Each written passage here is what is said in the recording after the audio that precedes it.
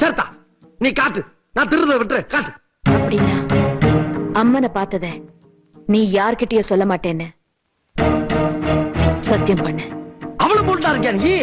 சரிதா, ஓ மேல சத்தியமா, இந்த பண்ணாரி ஆத்தா மேல சத்தியமா, இந்த சோத்து சட்டி மேல சத்தியமா, அம்மனை பார்த்தேன்னு சொல்ல மாட்டேன், பார்த்ததுக்கு பிறகு திருடுறதையும் விட்டுற.